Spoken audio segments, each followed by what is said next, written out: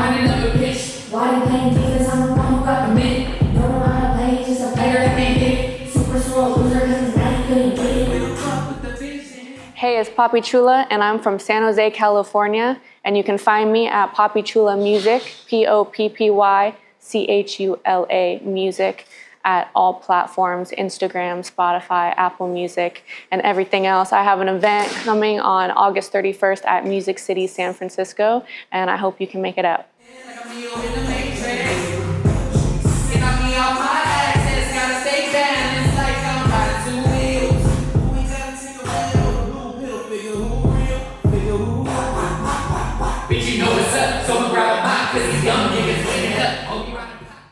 What's good, everybody? I'm Kritical, Poppy Chula's manager. I also go by Obi. That's my artist name.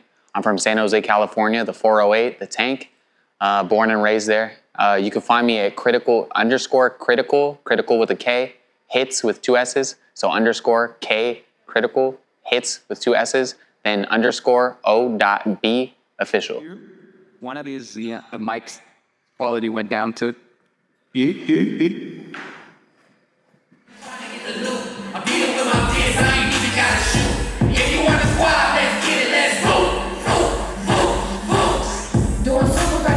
like a sideshow. Duck your baby daddy if he duck her, that's a typo. You wanna be with me, but his baby mama psycho. You always getting caught up with the clock, that's a light show. Dancing on thin ice, walking on a tightrope. I only smoke fat, get your blunt, get some lipo. First in, first out, bitch, roll the lipo. Thinks he can score, but my name isn't FICO. Bitch, I got cookies, I ain't talking about the Risco. Smoking on that pack until the room look like a disco. I don't turn my back, but I really don't let shit go. Claiming that you hot, but you ain't really shit though. I'm that bitch that always wins. When I lose, I smile big.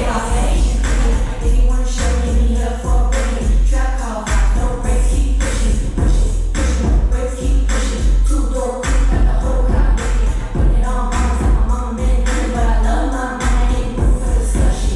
Big step, everlasting sun, man, it's cheap. Remember what you kinda from the butter, man. Fuck around, find out next time. Try to bend, lift this, break this, hit it with the upper hand, underdogs next, but I stand where the wind stands up too high.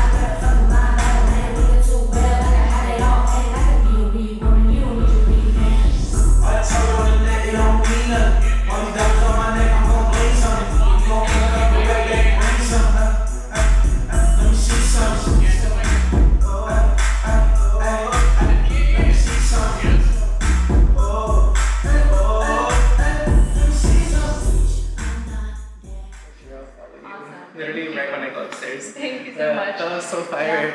Looking forward to seeing Your dancing was fire. Thank you. Definitely. Emmanuel, by the way. Nice to meet you, Emmanuel. We'll catch you that night, for sure. Yeah, 31st, right? Yeah, I'll be 31st. here. 6 to 1:30 a.m. Okay, Yeah, all night.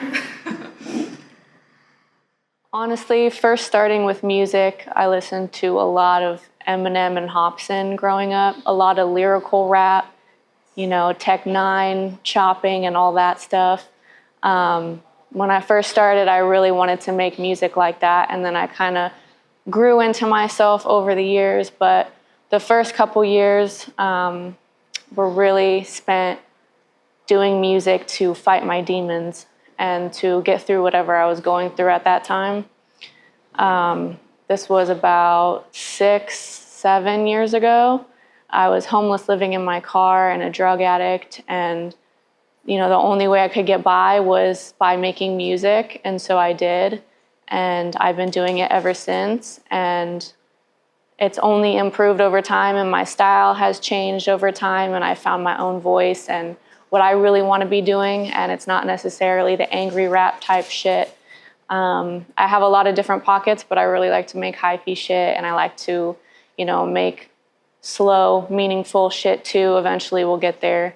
But I really started making music just for myself to be able to get through whatever I was going through. And now I continue to make that because I want somebody else to hear my stuff, and I want it to resonate with them and to make them feel like they're not alone and that they can make it. If I can make it, I was recording songs in my car with the mic wrapped around the middle mirror.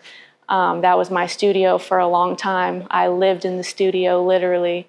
And, you know, I came from that very humble beginnings. And now I'm here, and I want to connect with other people that may have gone through something similar? So honestly, I would say I've been into music since I was really young. My dad played a lot of Motown around the house. I grew up listening to Michael Jackson, as most of us did early on. So I used to dance in front of the TV. I used to sing in front of the TV.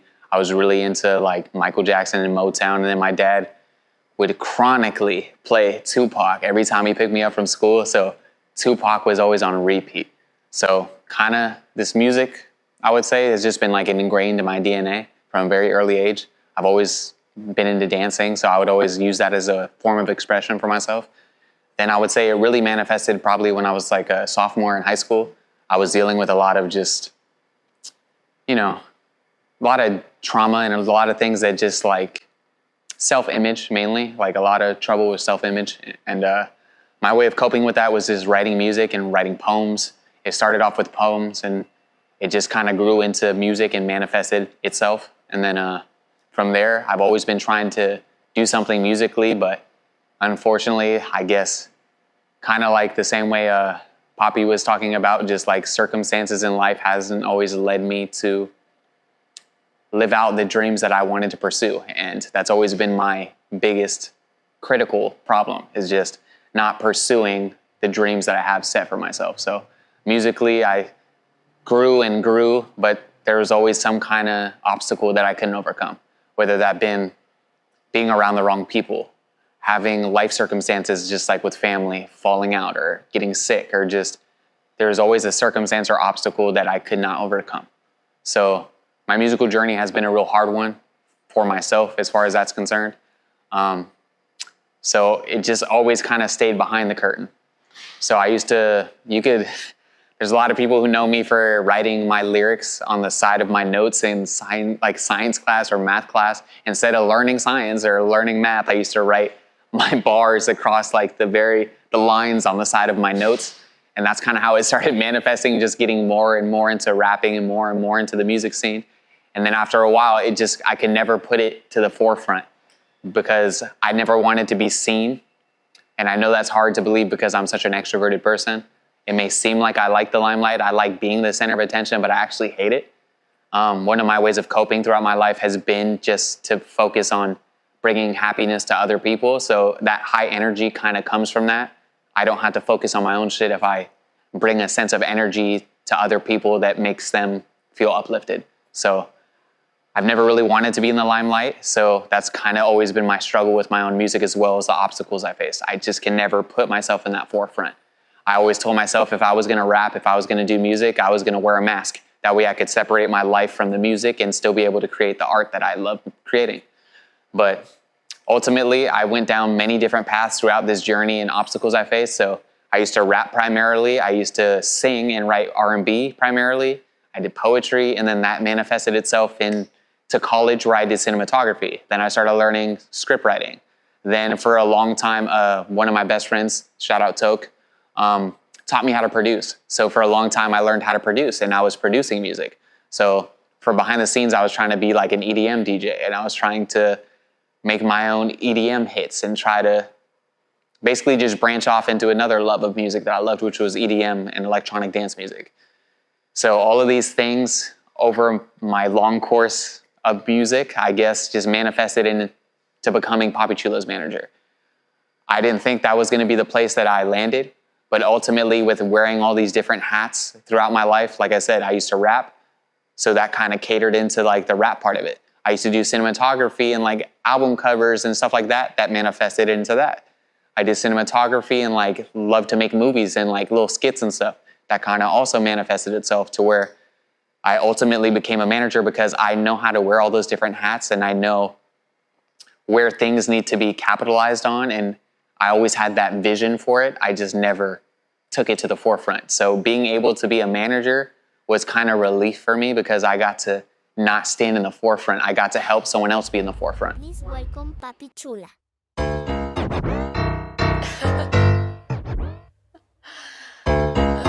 I don't want your man, I just rolled another blunt with him. I just paid the bill cause I'm the only one with bills on him. I can fuck your bitch, but I don't want to cause I'm turned off him. I don't like the pussy or the drama that they bring with them. If they wanna chill, then they can ask me if I chill with them. I don't mean to pill him, and they better bring the weed with him. Hit him on the bill cause I see the way he fiending. I'm kick him out the stew, I guess I wasn't really feeling him. If I try to sit, they gon' have a big ol' rip on him. If I don't like it, I'ma have to go and dip on him. Talk a lot of shit, damn it really got. Yes. Okay, sweet. And then we just need to put it on my USB, and we're good. We're solid. I'll go hand it off to Mike after that, and we're good. 161. That's crazy. This is not a USB. Y'all had a drink yet? Nope. Not yet. We about to have that. I need to get y'all a drink. I'm not drinking till 9:30. That part. Yeah, cause you on stage. You don't Yeah, we on stage. We ain't about to mix that. Before, and I forget my shit if I do, so I'm gonna wait. It's time to holler at all my artists. Did he give you another? Didn't he have two? Yeah, but he's using the other one. Aha. Yo. I'm about to message the whole group. I am missing something. We fixed the merch booth. Has ample enough space for you to do your thing. It's sideways Thank you. and then blue. Okay. Yeah. They're setting up downstairs. DJ's room is done. What is Okay. this called? An adapter? Yeah, an adapter. It's a USB-C to USB that we need.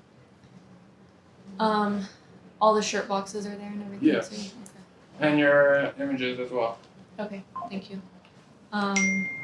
The banner? You got the banner? Yes, it's up. Okay. Oh. Yeah.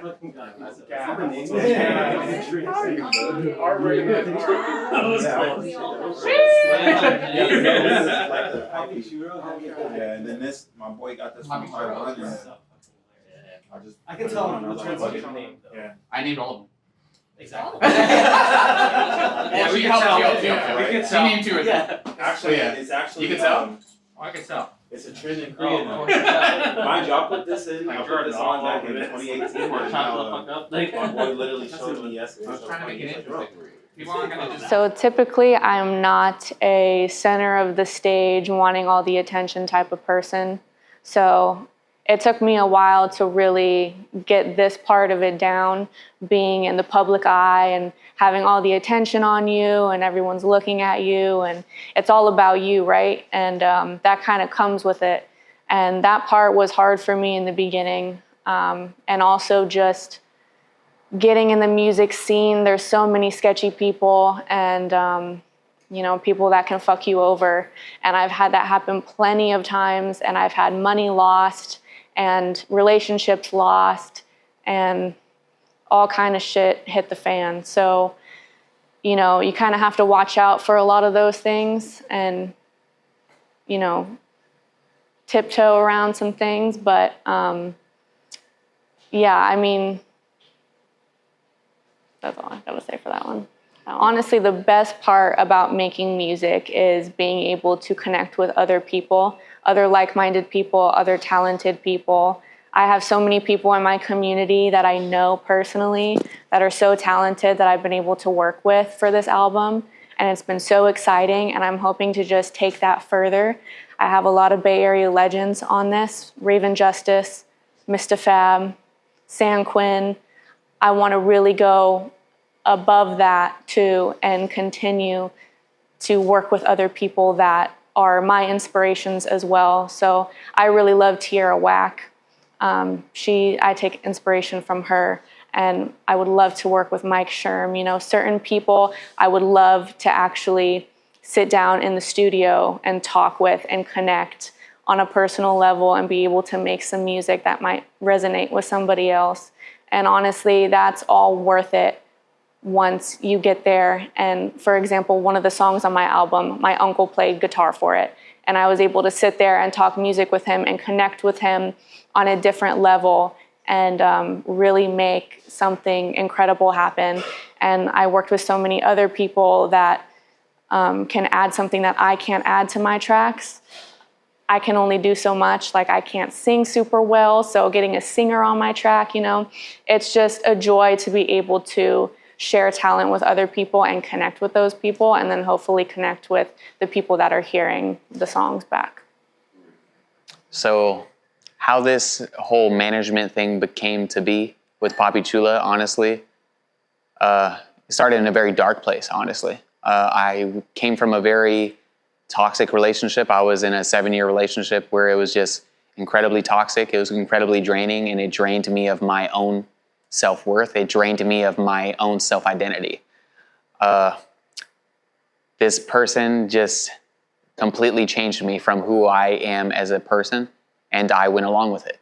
So I didn't listen to rap music anymore. I was not allowed to have a beard. I was not able to grow my hair out. I used to wear dress shirts. I was not able to express myself in the clothes you see me in today or the vibe you're used to seeing of me, just because I was so eager on pleasing someone else.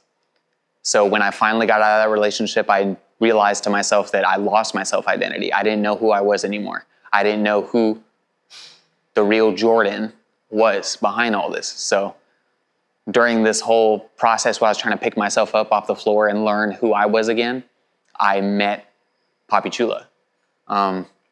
Through meeting Poppy Chula, it kind of lit a fire in me. Like, she gave me the fuel to find myself again. She was trying to reach for this dream that I've always wanted to do for myself, but was never able to do. And she was doing it by any means, whether that be, like she also was speaking about herself, doing it in the car. She would record in the car. It was always by no means necessary, like by any means necessary. So I kind of just got enveloped in that energy, and it basically helped me fly. All because of that energy, I was able to finally come to the forefront and realize that no, like, this is my self-identity. Music is something that's been ingrained in my DNA since I was young. So why am I letting someone else dictate who I am and what I want to do? So seeing how passionate she was about her art form, seeing how much drive she had towards this art and towards chasing her dreams and not letting anyone talk her out of it, whether that be family, friends, or anyone around her, she stayed persistent about going after that dream. It pushed me to be the person I am today. Don't stop it now. We stop, we don't stop. Are you straight? Are you tired? If I don't hit the blunt, bitch, I can't eat. If it ain't good shit, then a bitch can't sleep. Tryna smoke away the pain, cause that shit real deep. Need a bag of Godfather, yeah, that real OG. Don't touch my blunt, don't touch my weed. Don't touch my blunt, don't touch my weed. Don't touch my blunt, don't touch my weed. That bitch got touched, fell out her weave. All up in my lungs like RSV. Pulled up in the cloud, now I'm high as can be. Got an ounce of that good, yeah, that GSC. How you get up in the club with no ID? Well, I got them packs up on me. You don't know shit about it. I got them bitches plotting. They know that man's be stalking. I'm saucy, boy, I got a man, get up off me. Don't sip lean, but I do sip on coffee. Flossy, all them other bitches real sloppy. Copy and paste that bitch, no floppy. If we talking when I blow up, that's a safe bet. If you heard me, then you know when it just makes sense. I don't feel bad if I use you in the past tense. It's the ones that do you dirty on the defense. And that's real, they don't even care how I feel. Swiping on my shit cause they poppin' hella pills. They know that I be smoking, busy chillin' hippie hill. If you have a money issue, let me know, I got the bill. I'll body any track and I stand on it. I don't need to catch a body, got my mans on it. If there's money to be got, I got my hands on it. If I like it, then I gotta throw bands on it. I got them packs up on me. You don't know shit about it. I got them bitches plotting. I think we both met each other at a pretty dark time in our lives. Speaking for myself, I had just gotten out of a horribly abusive relationship, and it had only been 2 weeks, and I was still kind of juggling that and my demons from that relationship. And 2 weeks after that ended, I met him, and he had just gotten out of a 7-year relationship 6 months prior. Yeah, about 6 months. About 6 months. So we were both kind of in a state where we didn't want a relationship, and we were focusing on ourselves.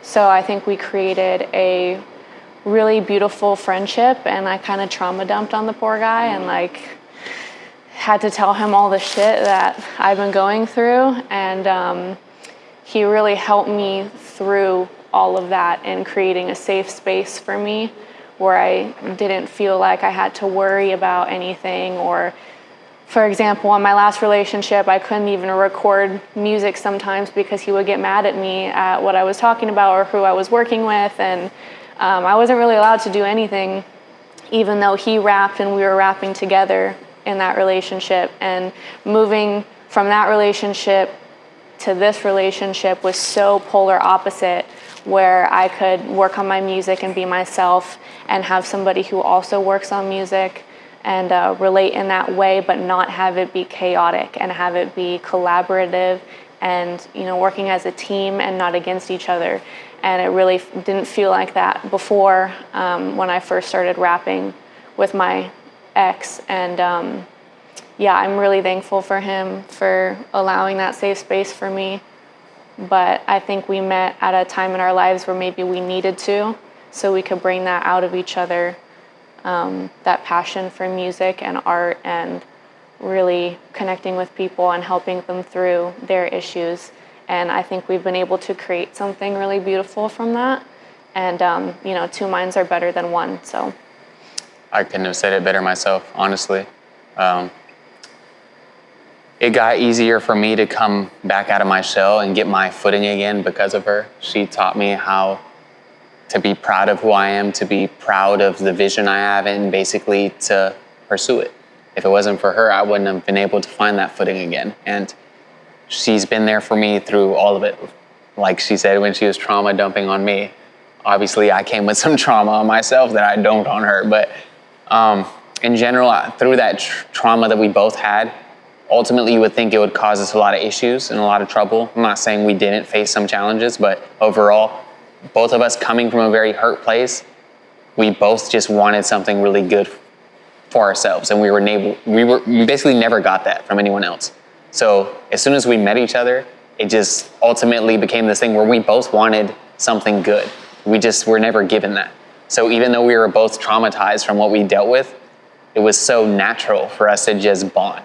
And obviously we didn't rush it. We built a beautiful friendship, like she said. Over a great span of time, we were just vibing. We were just creating music. Yeah. I helped her with her first project, and that's kind of where it all started from. It just, one of my best friends, Michael, introduced us. Shout out Michael. But shout out Michael. He introduced us just off the simple fact alone, we both create music. And that's kind of where we carried this whole, we don't have to get into anything else about that first encounter, but regardless, we met off of music, and that's where it all started. So I helped her with her first tape. I did the cover art, I did a music video for her, and I hopped on the last track that was going on the album. I hopped on it, and I was able to rap again. So it kind of brings together all of the things we both have been saying, just learning to do all of these things and find a safe space, a safe person. I found that in her. And through losing my father, through this dark ass room that just happened right now, and now you can't see me, we learned to conquer all obstacles. And we're learning to conquer this obstacle currently with the lights. And as you can see, the lights came back on because you have to find the light. That was very like perfect timing. I know. So sometimes you just have to find the light. Yeah. And I found the light in this relationship. She found the light in me, I found it in her, and we found it in each other. That's the beauty of this relationship. Yeah, we took darkness and really made it something beautiful. See, that's a Hallmark special right there. Honestly, I couldn't have said it better myself. I give you kudos for that. But yeah, basically, she's been there for me through the ups and downs, the highs, the lows, all of it. She was there when she was in the house when my dad passed away. She was there through all of the troubles and struggles that I've faced and all the obstacles. And she's stuck beside me, and she's helped me find my confidence again. Because for a long time, I closed the entire world off. I didn't want to talk to anyone. I was a recluse. I didn't want to chase any dreams. I didn't want to take care of myself. I didn't want to do anything. And thanks to her, I was able to start taking care of myself. I was able to see the vision. I was able to just do all the things that I was doubting for so long. And I am truly forever in this girl's debt for helping me become the man I now stand as today. It's because of her. You know, this is big for us because we've never really kind of seen her live like this. We've heard her music before, but to come out and actually see it in person and see her perform like this is really special, and it touches my heart, and I'm sure my daughter and my wife's heart too. And she's got this thing going, and we're really proud of her and what she's done with it. She's put a lot of work in it, and it just it touches me, and everything she's done is amazing. I mean, I feel it. It feels great. So, yeah. We're proud of her. We're super proud of her. Yeah. She was awesome. I love It's her. amazing. Yeah. Hella mega extra. Hella mega extra. Hella mega extra, man. You ain't ready for this. Yeah, baby. So we gonna do this again and bigger? Man, I saw this my first time. I appreciate y'all for having me out. I saw some like, this is something that the Bay really needs. Like, okay. This could be a new staple. Shout out to the Russell. Shout out to Stunning Man. It's the positive part of the Bay. I come from some shit bullets in me, but it's an honor to be part of the positive things, because who wants to go somewhere and have to worry about, Bro, this shit's gonna tenfold. Remember me saying that. Come get this work. Come get this work, because we ain't done yet. We only going up from here. Man, this was a crazy turnout. Crazy turnout. Hella people came. Hella I was people. not expecting this many people to show up, honestly. They packed it out. It was so much fun the whole time. They brought the energy for sure. Honestly, it turned out way better than I expected it to be. Yeah. Every part of it was beautiful, and I want to just, from like the bottom of my heart, thank everybody who came out, showed out for us, showed up for this beautiful soul, and made it as special as it has been for us. And it's still not over. We're still here. We're still partying. Yeah, a lot of people made this very special. We had so many people working on this event, helping me set up. I didn't get here till later, and we had a whole crew setting up this entire place, and I'm very appreciative to him and everybody who came out. It was a very good time. Every moment of this was worth it, because I got to do it for this wonderful woman right here. Every part of it, and I would do it 10 times over because of her. So I hope everyone else enjoyed it as much as I have. I know I'm gonna continue to enjoy it because I got this girl right beside me. Oh, Kodak moment. Nah, but my last question. Nobody ain't heard me this whole interview, this whole process. But where'd you get that bag from, man? I gotta understand. I gotta know where you get the chicken. I made it. I made that myself. It's my own chicken shop. Poppy's Fried Poppy's Chicken. Fried Chicken. Hey, she also made this. She made multiple And designs. I made my own merch, she made it. The pants too. I made my pants. Show them up. Wait. Who's on your pants? For the people that may be a little bit nerdy. Oh, for all those nerdy folks, this is Rengoku from Demon Slayer. If you know, you know. You can't really see him on it, but the hair too. Hey, like Marshawn say, protect your chicken. We out. That's it, bro.